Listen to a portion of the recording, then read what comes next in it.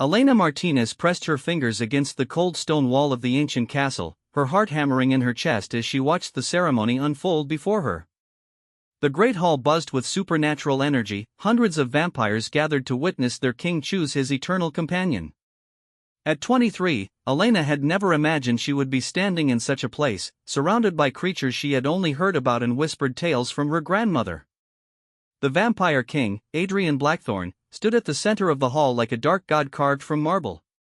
His jet-black hair fell in waves to his shoulders, contrasting sharply with his pale skin that seemed to glow under the chandelier's light. His crimson eyes scanned the crowd with an intensity that made lesser vampires bow their heads in submission. Elena had been told that when vampires found their destined mates, an unbreakable bond would form instantly, recognizable to both souls. What she hadn't expected was for those piercing red eyes to land on her and widen with recognition, then immediately narrow with something that looked disturbingly like disgust. Elena's breath caught in her throat as she felt an invisible thread pull taut between them. The sensation was overwhelming, like being struck by lightning and embraced by warmth simultaneously. Every cell in her body seemed to sing in recognition of this powerful being as her destined partner. But, as she opened her mouth to call out to him, no sound emerged. The cruel genetic condition that had stolen her voice at birth now stood as a barrier between her and her mate. Adrian's lips curled into a sneer as he took in her appearance. Elena knew she looked out of place among the elegantly dressed vampires in their silks and jewels. Her simple brown dress, mended in several places, marked her as human and poor. Her long black hair hung loose around her shoulders because she couldn't afford the elaborate pins the vampire ladies wore. Her dark eyes, wide with hope and confusion, met his across the crowded room. Impossible, Adrian's voice boomed through the hall, causing conversations to die instantly. His centuries of authority rang in every syllable. The moon goddess must be playing some cosmic joke. My mate is a mute human peasant. A collective gasp rippled through the assembly. Elena felt her cheeks burn with humiliation as hundreds of eyes turned to stare at her. She tried to step back into the shadows, but Adrian's commanding voice stopped her. Come forward, he ordered, his tone making it clear this was not a request. Elena's legs trembled as she walked through the parted crowd. Vampires whispered behind gloved hands, their enhanced hearing picking up her rapid heartbeat and the rustle of her worn dress. She had never felt so small, so insignificant, as she did walking toward the throne where Adrian waited. When she reached the bottom of the marble steps leading to his throne, Elena attempted a clumsy curtsy, having never learned proper court etiquette. Adrian looked down at her with barely concealed revulsion. What is your name, human? He asked, though his tone suggested he didn't really care about the answer. Elena opened her mouth, then closed it helplessly. She pointed to herself and, then, made gestures with her hands, trying to communicate that she couldn't speak. The frustration of not being able to introduce herself to her own mate brought tears to her eyes. She cannot speak, Your Majesty, came a voice from the crowd. An elderly vampire woman stepped forward, her gray hair elegantly arranged and her purple dress marking her as nobility. I am Lady Catherine Wynne. This human girl was brought here by the lunar pull, just as the ancient prophecies describe. She may be mute, but the bond between you is undeniable. Adrian's eyes flashed dangerously. I don't care what the prophecies say, Lady Catherine. I am the king of vampires, ruler of the night. I will not be shackled to some disabled human who can't even speak my name. He stood from his throne, his imposing 6'4" frame casting a long shadow over Elena. I, Adrian Blackthorne, king of the vampire realm, reject you as my mate. I sever whatever pathetic bond the fates tried to forge between us. The words hit Elena like physical blows. She stumbled backward, clutching her chest as an actual pain lanced through her heart. The mating bond being severed felt like having part of her soul ripped away. Tears streamed down her cheeks as she looked up at Adrian's cold, beautiful face. Guards, Adrian called without taking his eyes off Elena's devastated expression. Escort this human to the border of our territory. Make sure she understands she is never to return. 2 vampire guards moved toward Elena, but she held up a shaking hand to stop them. Drawing on reserves of dignity she didn't know she possessed, Elena straightened her shoulders and met Adrian's gaze one last time. Though she couldn't speak the words, her eyes conveyed a message of hurt, disappointment, and surprising strength. Then, she turned and walked toward the great doors with her head held high, refusing to run despite every instinct screaming at her to flee. The whispers followed her all the way out of the castle. Some vampires expressed shock at their king's harsh rejection, while others murmured agreement that a human had no place as their queen. Elena heard it all with her sensitive human ears, each comment adding to the weight pressing down on her chest. Outside the castle, the night air was crisp and filled with the scent of pine trees. Elena finally allowed herself to collapse against a large oak tree, sobbing silently as she processed what had just happened. She had found her soulmate only to be rejected because of her disability and human heritage. The physical pain from the severed bond throbbed through her entire body, but it was nothing compared to the emotional devastation. After allowing herself those few minutes of grief, Elena wiped her tears and began the long walk back to the human village where she lived. Her small cottage on the outskirts of town had never felt so empty as it did when she finally pushed open the wooden door hours later. The single room contained only basic furniture, a narrow bed, a small table, 2 chairs, and a fireplace. Elena had lived alone since her grandmother's death 3 years earlier, supporting herself by taking in sewing and mending work from the villagers.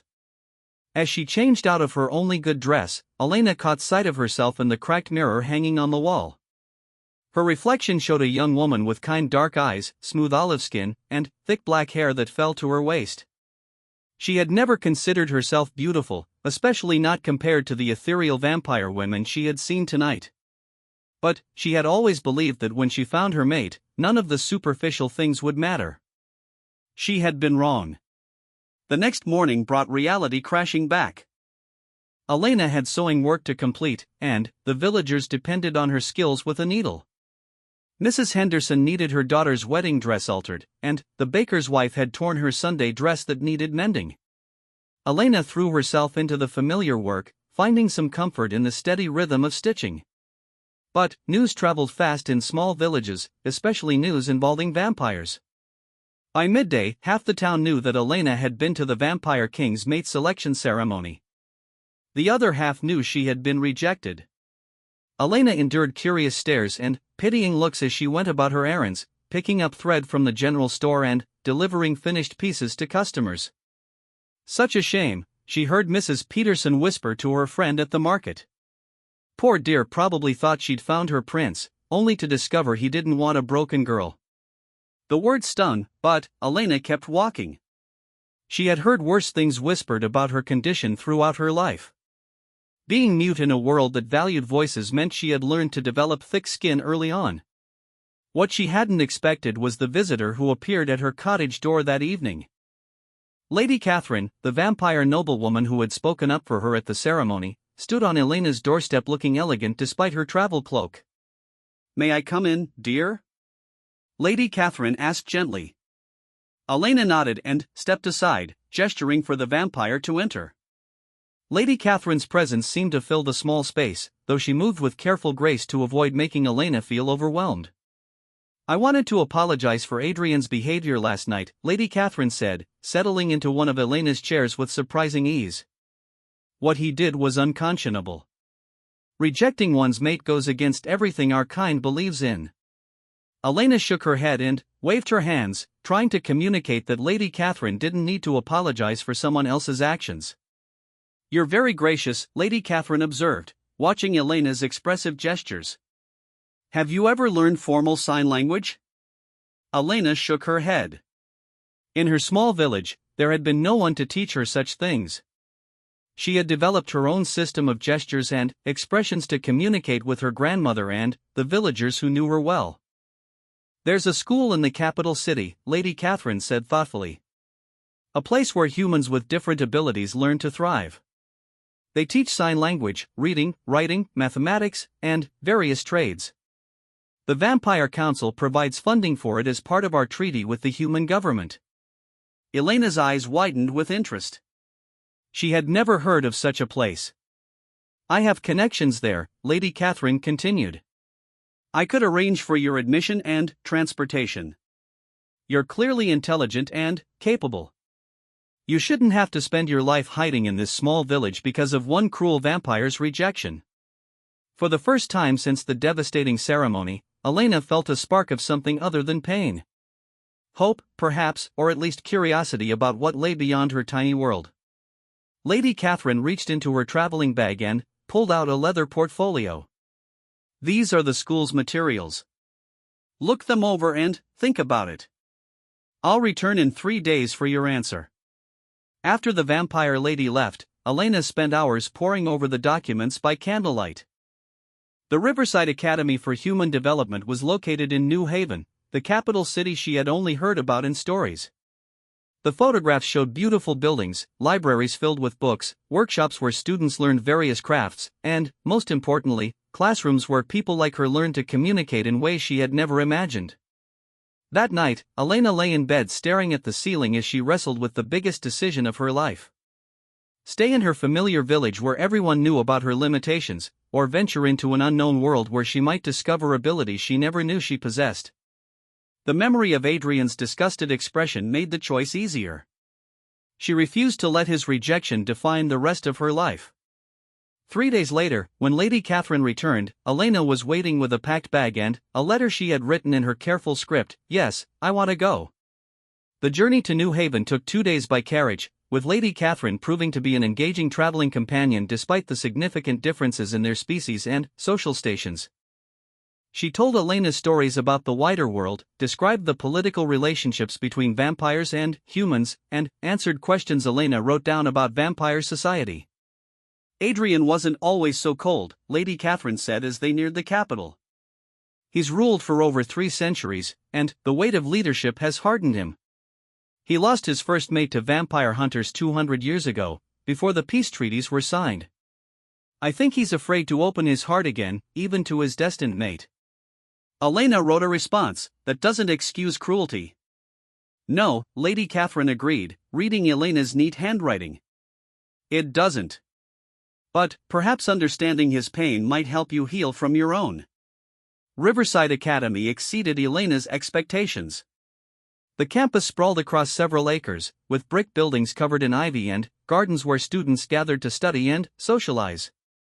Elena's dormitory room was small but comfortable, with a window overlooking a courtyard where a fountain sparkled in the afternoon sun. Her roommate was Sarah Thompson, a cheerful 18-year-old who had been born deaf and was studying to become a teacher at the academy. Sarah's fingers flew as she introduced herself in sign language, then laughed at Elena's confused expression. "Don't worry," Sarah said, switching to spoken words while signing simultaneously. "You'll pick it up quickly. Most of us here are pretty good at adapting." Elena's first few weeks were overwhelming but exhilarating. In addition to sign language classes, she studied mathematics, history, literature, and business skills. Her favorite class was textile arts, where she learned advanced techniques that made her village sewing skills seem primitive by comparison. Professor Williams, who taught the business course, was particularly encouraging. "Miss Martinez," he said after reviewing her first assignment, "you have a natural head for numbers and organization. Have you ever considered starting your own business?" Elena shook her head, but the professor's words planted a seed of an idea that began to grow over the following weeks. Meanwhile, back in his castle, Adrian found himself struggling with unexpected emotions. The mate bond he had severed continued to cause him physical discomfort, manifesting as headaches and a persistent ache in his chest. His vampire council members noticed his increased irritability and shorter temper during meetings. "Your Majesty," his advisor Marcus ventured during one particularly tense session, "perhaps it would be wise to reconsider your decision regarding the human girl. Severed mate bonds have been known to cause lasting damage to both parties." Adrian's eyes flashed dangerously. "I will not be questioning my judgment again on this matter, Marcus. The decision is final." But, privately, Adrian found his thoughts returning to the small human woman he had rejected. He remembered the dignity with which she had walked away despite her obvious devastation. He remembered the intelligence in her dark eyes and the graceful way she had moved despite her nervousness. Most troubling of all, he found himself wondering what her voice might have sounded like if she could speak. As autumn turned to winter, Elena flourished at the academy. Her sign language skills improved dramatically, opening up new worlds of communication and friendship. She excelled in her business classes and began developing a comprehensive plan for a textile business that would employ people with various disabilities. The physical pain from the severed mate bond gradually faded, though she still felt an occasional ache in her chest when she thought about Adrian.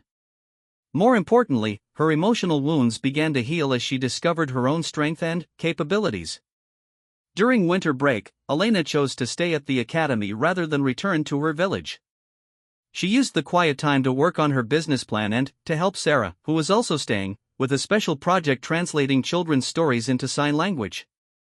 It was during one of these peaceful December evenings that Elena received an unexpected visitor. A vampire messenger arrived at the academy with an envelope bearing the royal seal. Elena's hands trembled as she opened it, wondering if Adrian had changed his mind. Instead, the letter was from Lady Catherine, informing Elena that she had been selected to receive a special scholarship that would allow her to continue her studies for an additional 2 years, with the possibility of starting her textile business with funding from vampire investors interested in human-vampire cooperative ventures. Elena's tears of joy were interrupted by Sarah, who had been watching her friend's emotional reaction to the letter. "Good news?" Sarah signed. "The best," Elena signed back, her movements becoming more fluid and confident with each passing day. As spring arrived, Elena threw herself into preparing for the next phase of her education.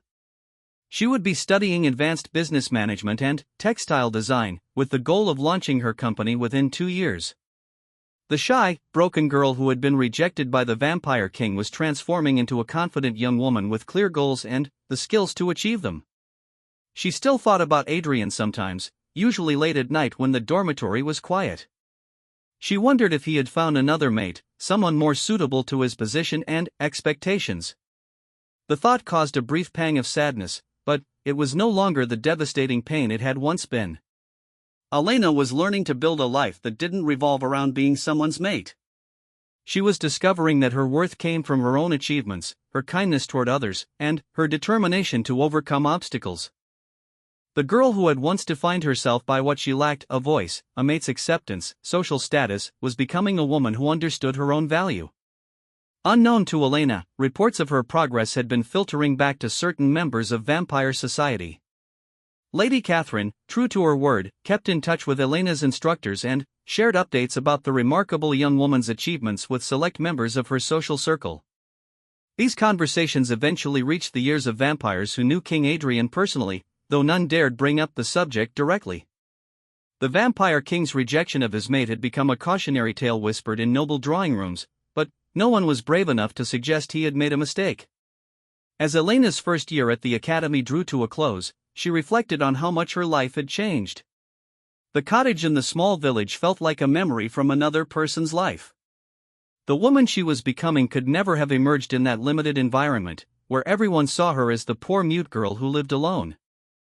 At Riverside Academy, she was Elena Martinez, top student in textile arts, fluent in 3 forms of sign language, treasurer of the Student Business Club, and mentor to newer students struggling with their own challenges. Her professors spoke of her with respect, her friends valued her insights and humor, and she had discovered a passion for creating beautiful things that could also help others. The transformation was so complete that when she caught sight of herself in mirrors around campus, Elena sometimes didn't immediately recognize the confident young woman looking back at her. Her posture was straighter, her eyes brighter, and she moved through the world with a sense of purpose that had been completely absent before. As summer approached, Elena made a decision that would have seemed impossible a year earlier. Instead of returning to her village for the break, she accepted an internship with a prestigious textile company in New Haven. The position would give her real-world experience and connections that could prove invaluable when she launched her own business. The night before starting her internship, Elena sat in her dormitory room writing in the journal she had kept throughout her time at the academy. Her handwriting had improved dramatically, becoming as elegant and confident as her new persona. "A year ago, I thought my life was over when the Vampire King rejected me," she wrote. "I believed that without a mate's acceptance, I would never be complete. Now I understand that I was never incomplete to begin with. I was just waiting for the right environment to bloom." She closed the journal and looked out her window at the city lights twinkling in the distance. Tomorrow would bring new challenges and opportunities, and, for the first time in her life, Elena felt ready to face whatever came next. The girl who had once been defined by a vampire king's rejection was gone, replaced by a woman who would define herself. 2 years had transformed Elena Martinez from a timid village girl into one of New Haven's most promising young entrepreneurs. At 25, she stood in her newly opened boutique, Silent Threads, watching as customers admired the exquisite garments displayed throughout the elegant space. The shop occupied a prime location on Merchant Street, its large windows showcasing clothing that blended traditional craftsmanship with innovative design. Elena's business had grown beyond her wildest dreams. What started as a small operation creating custom pieces for fellow academy students had evolved into a thriving company employing 37 people, many of whom had various disabilities.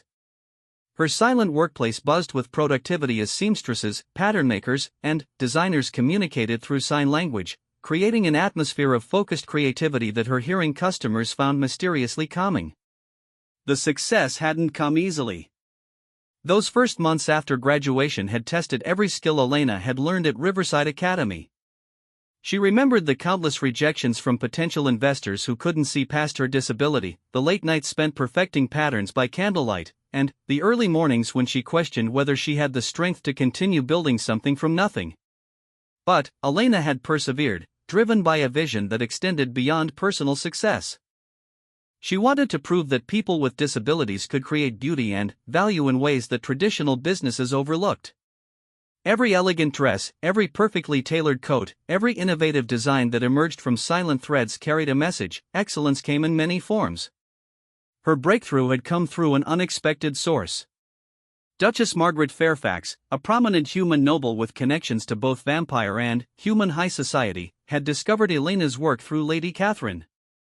The Duchess commissioned Elena to create her daughter's wedding trousseau, giving Elena her first taste of the luxury market that would become her specialty.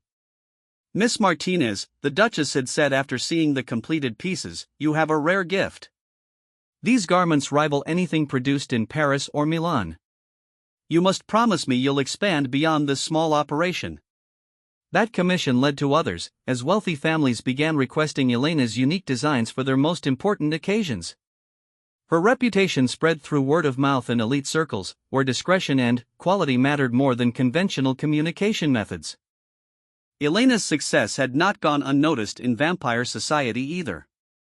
Several prominent vampire families had become clients, drawn to the mystique of the silent atelier where beautiful clothing emerged from wordless collaboration.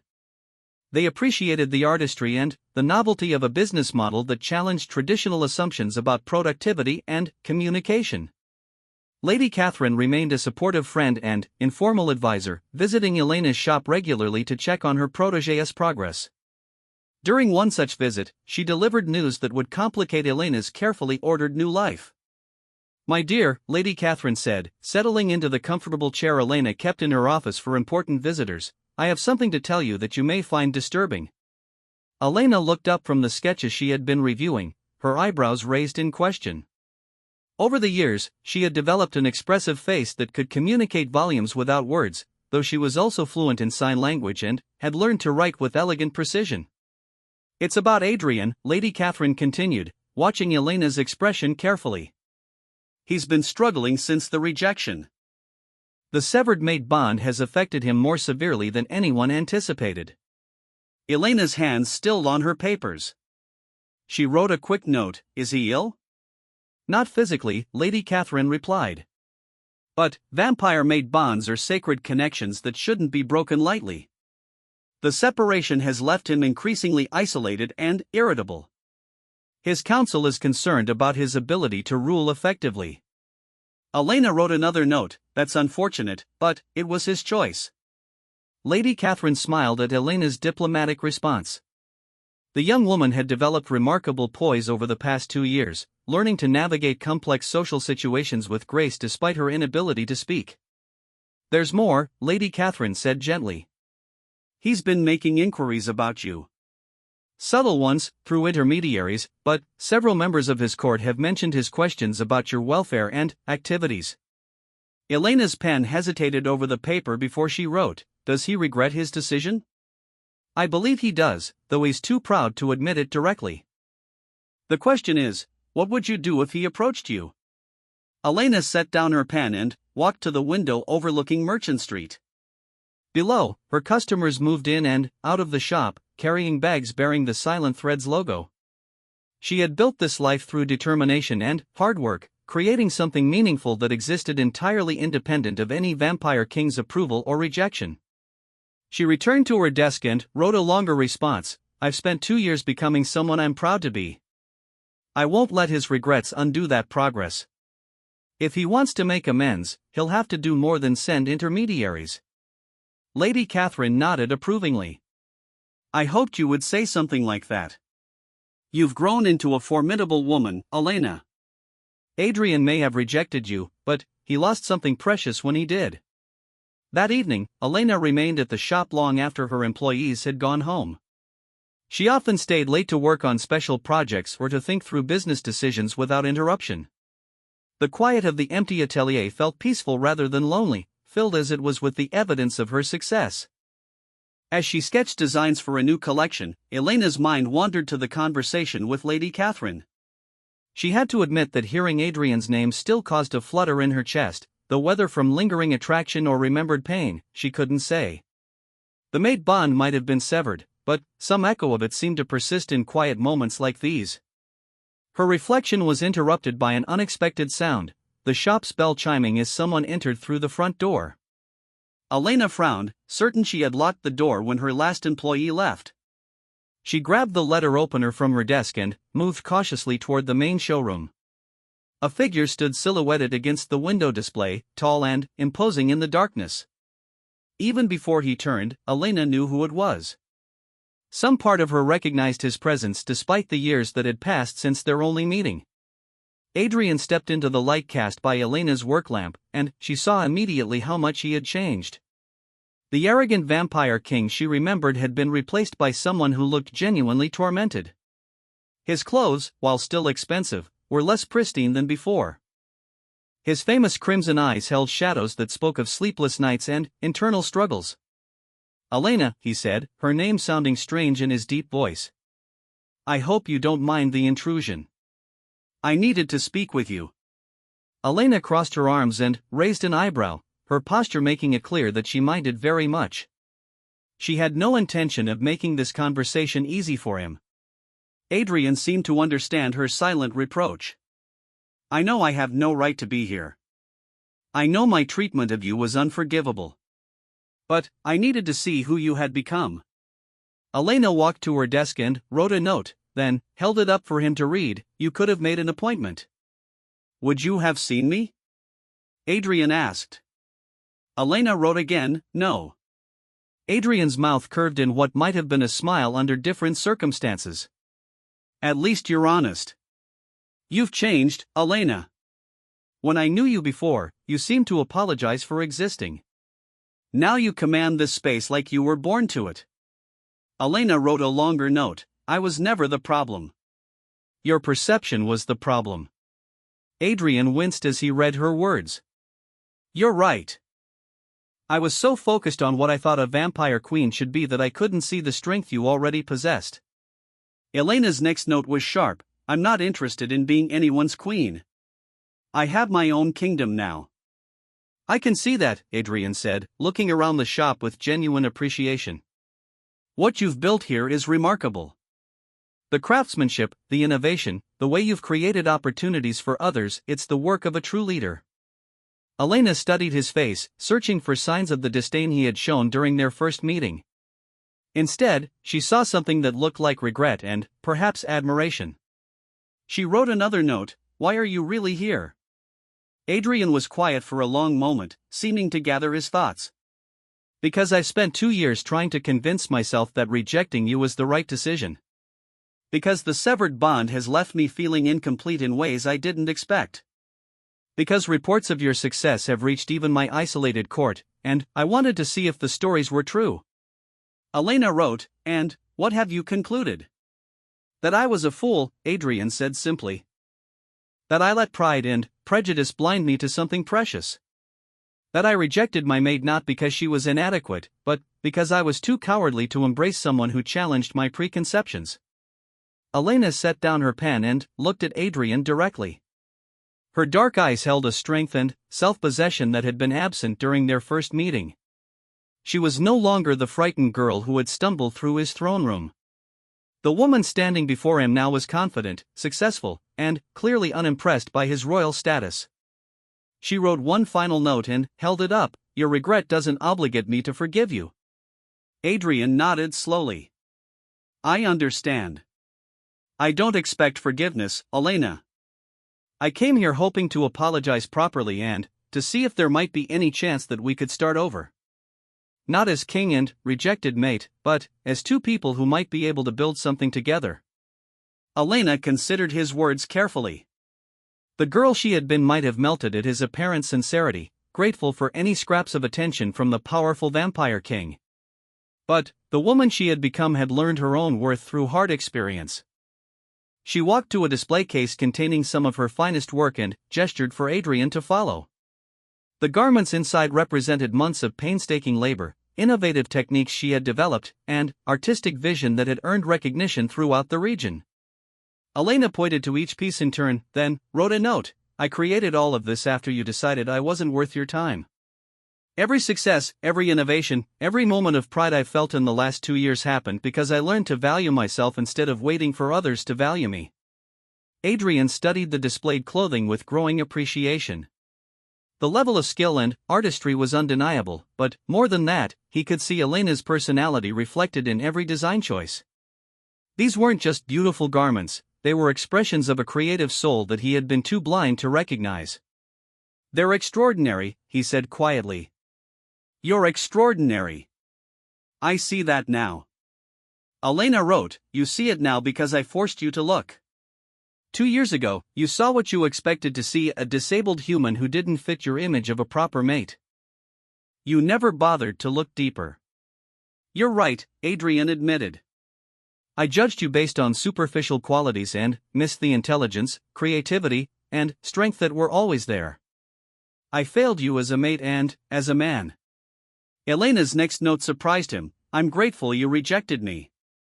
Adrian's eyebrows rose at this unexpected statement. Elena continued writing, if you had accepted me 2 years ago, I would have spent my life trying to be what you wanted instead of discovering who I am. Your rejection forced me to find my own path and build my own identity. I like who I've become.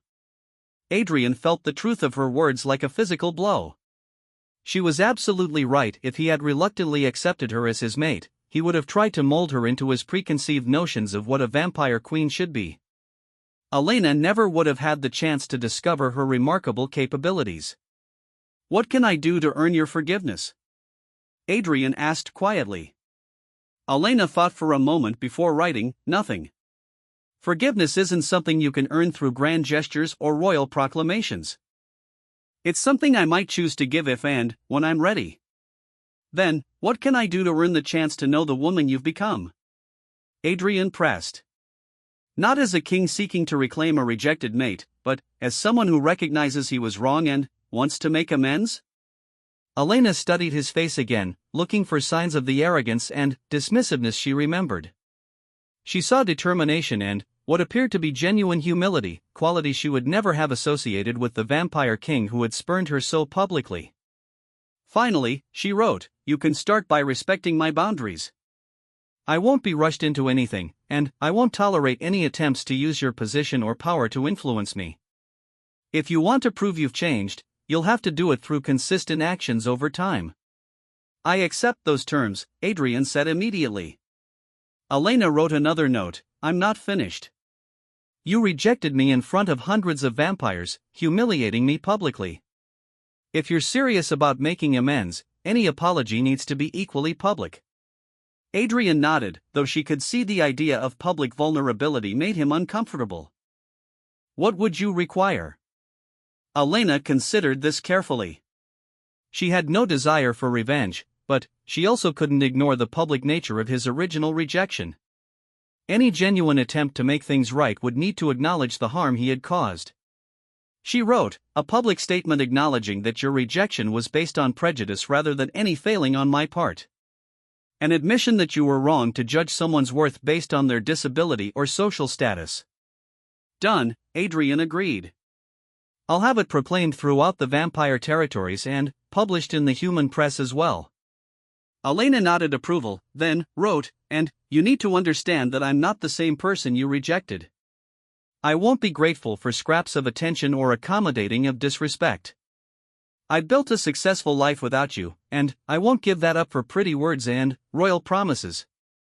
Adrian looked around the shop again, taking in the evidence of Elena's transformation and success. I wouldn't want you to give up what you've built.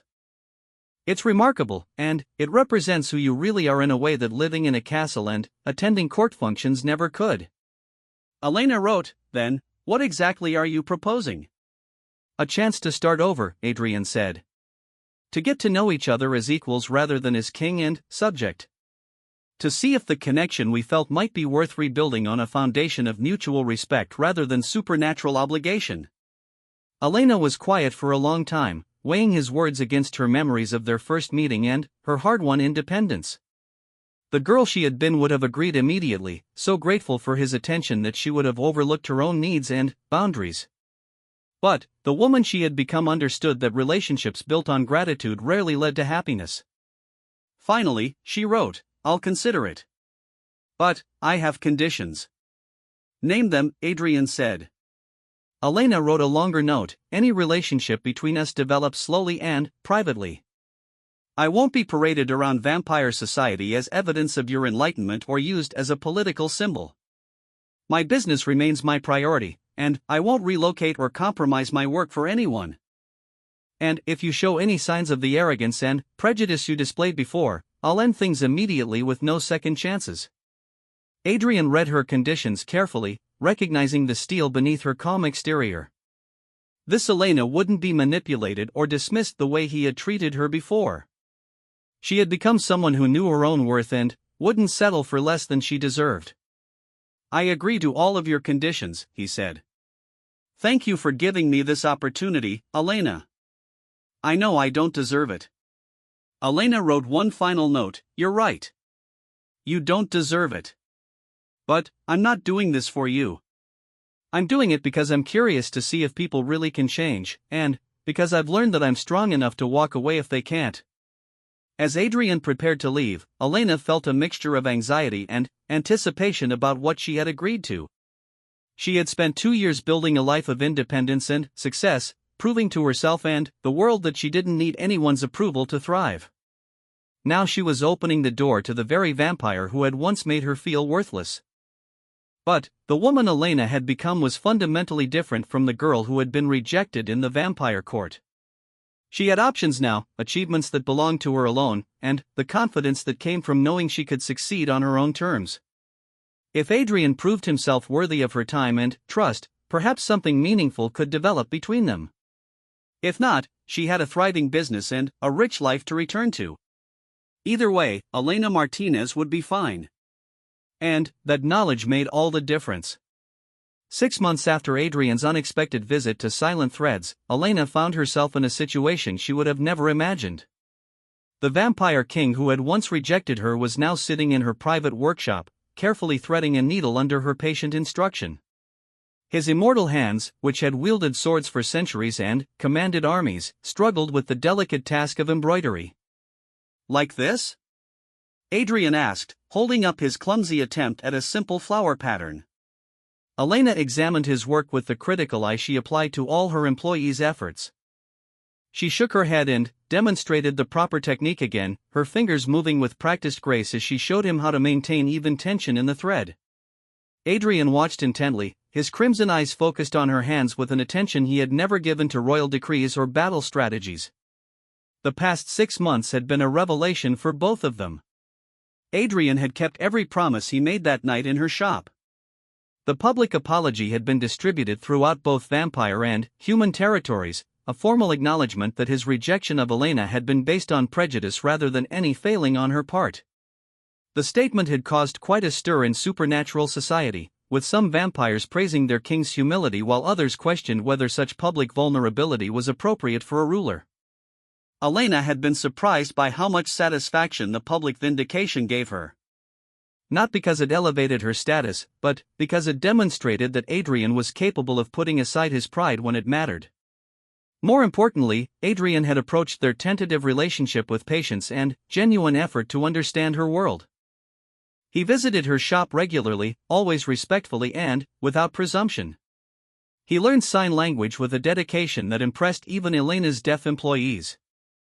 He asked thoughtful questions about her business and offered suggestions that showed he had taken time to understand the challenges she faced. "I think I'm getting worse at this," Adrian said, examining his latest attempt at embroidery with dismay. Elena smiled and wrote a note, "Practice makes improvement, not perfection. Even I had to start somewhere." She showed him a piece of her early work from her days at Riverside Academy, pointing out the uneven stitches and awkward proportions that marked it as amateur work. Adrian studied it with interest, comparing it to the masterpieces that now filled her shop. "The difference is remarkable," he said. "You must have worked incredibly hard to develop such skill." Elena wrote, "Thousands of hours. Many mistakes. Lots of patience with myself." "Patience," Adrian repeated thoughtfully. "Not a virtue I was taught to value as a king. Rulers are expected to make swift decisions and enforce them immediately." Elena's next note made him pause. "Maybe that's why you made such a quick judgment about me." Adrian set down his embroidery and looked at Elena directly. Over the months, these moments of gentle accountability had become common between them. Elena never let him forget the harm his hasty judgment had caused, but she delivered these reminders with kindness rather than cruelty. "You're right," he said. "I decided who you were and what you were worth in a matter of minutes, without giving you any chance to show me differently.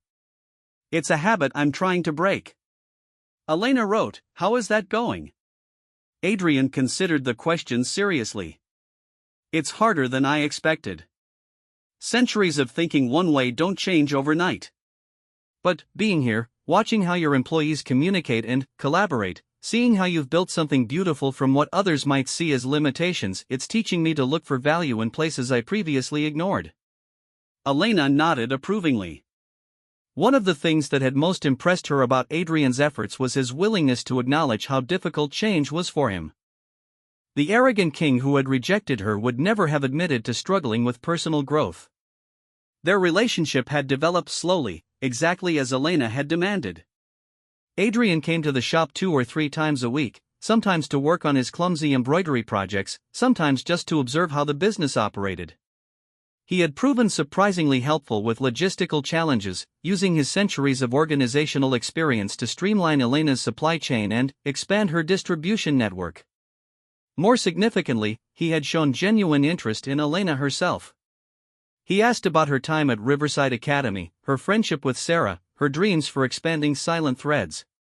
He really listened when she shared her thoughts about creating opportunities for people with disabilities. The conversations, conducted through a combination of sign language, written notes, and spoken words, had gradually revealed depths in both of them that their original meeting had never touched. Elena's employees had initially been suspicious of the Vampire King's presence, protective of their boss who had given them meaningful work and respect. But Adrian's humble demeanor and obvious efforts to learn their communication methods had gradually won them over. Several of the younger workers now teased Elena about her royal admirer with the affection of people who had seen their leader's happiness increase over the past months. Sarah, who had become Elena's business partner after graduation, was more direct in her observations. During one of their weekly planning meetings, she signed to Elena, "He's completely smitten with you." Elena signed back, "That's not the point. I need to know if he's genuinely changed or just infatuated with the challenge of winning me back." "And what do you think?" Sarah asked. Elena considered the question carefully. She had seen Adrian struggle with his ingrained assumptions about disability and worth. She had watched him bite back impatient comments when her employees took longer to communicate complex ideas. She had observed his genuine frustration when his royal status or vampire nature created barriers to understanding her human experiences. I think he's trying, Elena finally signed. But trying isn't the same as succeeding. That afternoon brought an unexpected test of Adrian's progress. Elena was working in her office when raised voices from the main shop caught her attention. Through the glass partition, she could see Adrian facing off against a well-dressed vampire woman who radiated the kind of aristocratic authority that Elena recognized from her brief exposure to supernatural high society. Elena hurried into the main shop, where several of her employees had paused their work to watch the confrontation with worried expressions. "Adrian," the vampire woman was saying in cultured tones that dripped disdain, "surely you've had enough of this ridiculous charade. The vampire territories need their king focused on important matters, not playing at being a common craftsman." "Lady Victoria," Adrian replied, his voice dangerously calm, "I don't recall asking for your opinion on how I spend my time." Lady Victoria's eyes swept dismissively over Elena as she approached. "So this is the mute human who has so captured your attention. I can see why you might find her novelty amusing, but surely you understand that she can never be a suitable partner for vampire royalty." Elena felt the familiar sting of being discussed as if she weren't present, but her reaction was different now than it would have been 2 years earlier. Instead of shrinking back, she stepped forward and gestured for Lady Victoria's attention. "Actually," Elena said, her voice clear and strong in the sudden silence, "I can speak for myself." The shop went completely quiet. Elena's employees stared in shock, several dropping their needlework. Adrian's eyes widened with amazement and something that might have been pride. Lady Victoria recovered first from the surprise. "Well," she said with a sneer, "so the mute girl has found her voice. How convenient." Elena smiled serenely. "I've always had a voice, Lady Victoria. I simply choose when and how to use it. Unlike some people, I don't feel compelled to fill every silence with empty words." The subtle insult hit its mark. Lady Victoria's composure cracked slightly, revealing the petty spite beneath her polished exterior. "You have no idea what you're interfering with," Lady Victoria said, turning back to Adrian. "The Vampire Council is growing concerned about your distraction. There are political implications to your behavior that a simple human cannot possibly understand." "Then, perhaps you should explain them," Elena said before Adrian could respond. "I may be human, but I'm not simple. And I'm very interested in hearing what political implications my relationship with Adrian might have." Adrian looked between the two women, clearly torn between his protective instincts and his respect for Elena's ability to handle herself. Elena caught his eye and signed quickly, "Let me do this." Lady Victoria, who had not learned sign language, missed the exchange entirely. The vampire territories have enemies who would love to exploit any perceived weakness in our leadership. A king who chooses a disabled human mate sends a message that our standards have fallen. "Interesting perspective," Elena said thoughtfully. "So you believe that strength can only come in traditional forms? That innovation and adaptation are signs of weakness rather than evolution?" "I believe that some traditions exist for good reasons," Lady Victoria replied stiffly. Elena nodded. "I agree. For instance, the tradition of judging people by their actions rather than their appearances. The tradition of valuing character over social status. The tradition of standing by one's principles even when it's difficult." She gestured around the shop, where her employees had quietly returned to work while keeping one ear on the conversation. "Every person in this shop has been told they were too limited, too different, or too challenging to contribute meaningfully to society. Yet they create beautiful things that bring joy to people throughout the region. Perhaps the real weakness lies in refusing to recognize strength when it comes in unexpected forms." Lady Victoria's face flushed with anger. "You presume to lecture me about vampire society? You know nothing about the complexities of our world." "You're right," Elena agreed easily. "I know nothing about vampire politics or the intricacies of supernatural diplomacy.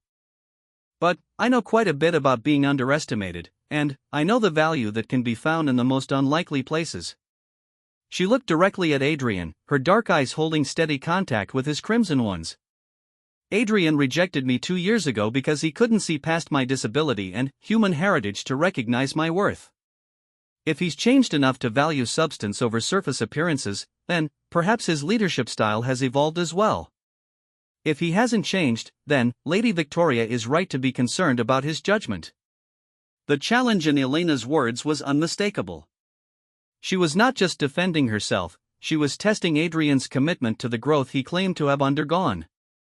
Adrian straightened, his royal bearing asserting itself in a way Elena had not seen since that first night in his throne room. But, this time, his authority served a different purpose.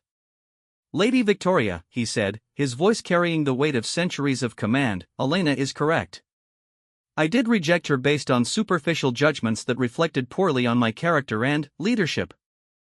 The months I have spent getting to know her have taught me that true strength comes in many forms, and that the ability to recognize and adapt to that truth is essential for effective leadership." He moved to stand beside Elena, not protectively but as an equal partner. Elena has built a successful business that serves both human and vampire clientele. She has created opportunities for people whom society overlooked, proving that innovation often comes from those willing to think differently. These are exactly the qualities that our territories need as we navigate an increasingly complex world. Lady Victoria's expression grew more pinched. "And what of your obligations to vampire bloodlines? To continuing our proud heritage?" "Our proud heritage," Adrian said dryly, "includes centuries of war, territorial disputes, and rigid thinking that nearly led to our extinction before the peace treaties. Perhaps it's time to consider what new traditions we might build." Elena felt a warmth spread through her chest as she listened to Adrian defend not just her, but the principles she had tried to embody. This was not the vampire king who had dismissed her without consideration. This was a leader who had learned to value substance over status. Lady Victoria seemed to recognize that she had lost this particular battle. "I trust you'll consider the broader implications of your choices, Your Majesty," she said stiffly before sweeping out of the shop with offended dignity. In the quiet that followed her departure, Elena became aware that all work in the shop had stopped. Her employees were staring at her with expressions of amazement and pride. "Boss," signed Marcus, one of her pattern makers, "we had no idea you could speak." Elena smiled and signed back, "I've been learning to use all my tools, including my voice. But sign language will always be my preferred method of communication with all of you." The tension in the room dissolved as her employees realized that Elena's ability to speak didn't change their special workplace culture. They had all chosen to work at Silent Threads not just for employment, but for the understanding and respect they found there. As the normal rhythm of work resumed, Adrian approached Elena with an expression of wonder. "Your voice," he said quietly, "it's beautiful. When did you regain the ability to speak?" Elena smiled and wrote a note, falling back on their familiar method of private communication. "I never lost it. I was born with hearing, but I chose silence as a child because words seemed to cause more pain than joy. At the academy, I learned that my voice was another tool I could choose to use or not." Adrian read her note with growing understanding. "So when I called you mute?" Elena wrote, "You were describing what you observed, not necessarily what was true. It's a common mistake when people make assumptions instead of asking questions." "Yet another way I failed you," Adrian said, the weight of realization heavy in his voice. Elena wrote, "Or another opportunity to learn and grow. The choice is yours." Adrian looked around the shop, taking in the scene of productive collaboration and creative innovation that Elena had built. "I want to learn," he said. "Not just about you, but from you. The way you've created something meaningful from what others saw as limitations, it's exactly the kind of thinking our territories need." Elena studied his face, searching for signs of the old arrogance or condescension. She found only sincerity and what looked like genuine admiration. She wrote, "What are you really asking, Adrian?" Adrian took an unnecessary breath, a nervous habit he had retained from his human days centuries earlier. "I'm asking if you might consider a true partnership. Not just between us personally, but between what you've built here and what I'm trying to build in vampire society. Your innovations in creating inclusive workplaces, your success in bridging human and vampire communities through commerce, these are models we could expand throughout the territories." Elena's eyebrows rose. This was far more ambitious than anything they had discussed before. Adrian continued, I'm not asking you to give up silent threads or move to the castle. I'm asking if you might consider using your expertise to help transform how our society thinks about ability, value, and innovation. Elena wrote, and, personally? Personally, Adrian said, his formal composure slipping to reveal genuine vulnerability, I'm asking if the woman you've become might be willing to take a chance on the man I'm trying to become. Not because of some supernatural mate bond, but because we might be able to create something meaningful together. Elena looked around her shop, at the employees who had become like family, at the displays showcasing garments that represented her artistic vision and business acumen. She had built all of this independently, proving to herself and the world that she didn't need anyone's approval to succeed. But, perhaps, she thought, the next challenge was learning to share success with someone worthy of partnership. She wrote a final note, I'll consider your proposal. Both the professional and personal aspects. But, I have one condition. Anything, Adrian said immediately. Elena smiled and spoke aloud, her voice carrying clearly through the shop, the next time someone questions my worth or your judgment in valuing me, you let me handle it. I've learned to fight my own battles, and I'm quite good at it. Adrian's answering smile transformed his entire face, erasing centuries of regal reserve to reveal genuine joy. I wouldn't dare interfere. You're magnificent when you're being fierce. Elena laughed, the sound causing several of her employees to look up with delight. They had never heard their boss laugh with such freedom and happiness. 6 months later, Elena stood in the same great hall where Adrian had once rejected her, but everything else had changed. She wore a gown of her own creation, a masterpiece that combined traditional vampire elegance with innovative design elements that accommodated her communication style. Hidden pockets held cards for written communication, and the sleeves were designed to allow free movement for sign language. But Elena had no need for written cards that night. When the ceremony began and Adrian took her hand before the assembled vampire court, she spoke her vows clearly and proudly. I, Elena Martinez, choose to bind my life to yours not because of supernatural destiny, but because of human choice. I choose you because you learned to see my worth. I choose you because you fight to be worthy of the trust one place in you. And I choose you because together, we can build something better than either of us could create alone. Adrian's vows were equally personal and intentional. I, Adrian Blackthorne, choose to bind my life to yours as an act of love, not obligation. I choose you because you taught me that strength comes in many forms. I choose you because you refuse to let my failures define your worth. And I choose you because your courage challenges me to be a better leader and a better man. The ceremony was smaller than traditional vampire royal weddings, but it included representatives from both human and vampire society. Lady Catherine wept openly as she watched her protégé claim her place not as a vampire's rescued mate, but as an equal partner in a relationship built on mutual respect and shared values. Sarah had traveled from Riverside Academy to serve as Elena's maid of honor, her pride in her friend's journey evident in every gesture.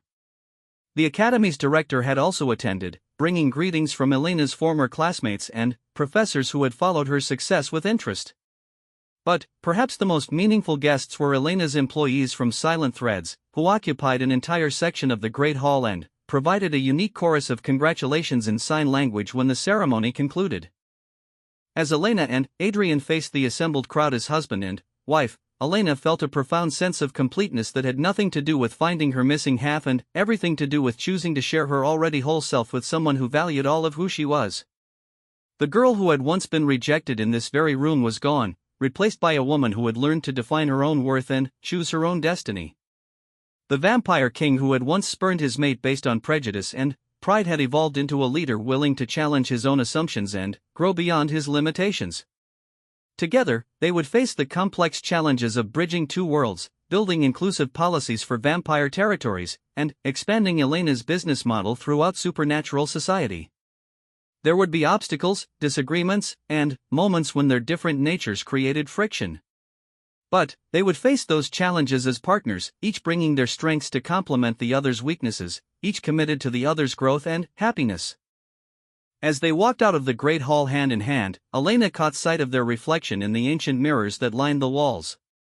The image showed two people who looked like they belonged together not because they were perfect, but because they had chosen to become worthy of each other. Elena smiled and squeezed Adrian's hand.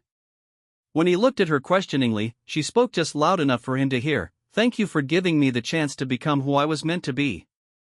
Adrian stopped walking and turned to face her fully. "Thank you for not giving up on who I could become."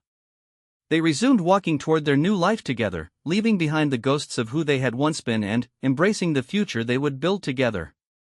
The Vampire King had found his queen, but, more importantly, two people had found their equal partner in the most unlikely of places, in the courage to grow beyond their own limitations and see the true worth in each other.